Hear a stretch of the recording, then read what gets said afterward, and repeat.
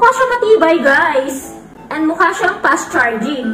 Base sa mga comment and reviews ng mga bumili na nito. Kaya naman, sobrang natutuwa ang Bulengle. Ito nga yung cable charger ko na hindi ko malet go, guys. Look, sira na siya. Pero hindi ko siya malet go kasi sobrang fast charging nito, guys. Wala pang 1 hour. Almost ma-full charge na talaga yung phone ko. Kaya sobrang gusto ko talaga to.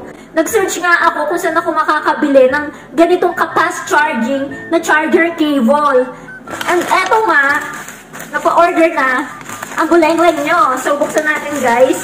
Napa-order talaga ako nito kasi, guys, sobrang dami ng sold out nito. Nasa 600,000 plus na. Tapos maganda yung review niya. Sinasabi nga nila doon na fast charging nga. Kaya naman, bumili na ako. I think, ilalat go ko na siya. Tatlo na nga yung in-order ko para pag sabi kaming na low bat ni Buje is sabi kami makakapag-charge, hindi na kami maghihintayan. And look at this. Grabe, ang ganda ng packaging niya, guys. Look, ito yung ano niya.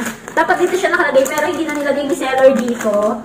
And nakakatuwa, sinecure niya talaga yung item. Tatlo na yung in-order ko. Isang pink, isang white, and isang black. Ang kagandahan pa nga nito, guys, meron siyang pang-lock. Para naman hindi kalat-kalat yung charger.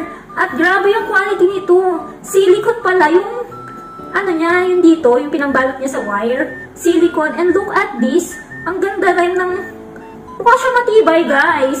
Kung gusto nyo nga rin ho ng ganitong cable charger, nasa yellow basket lang po ang link. Thank you for watching. Kating-ting!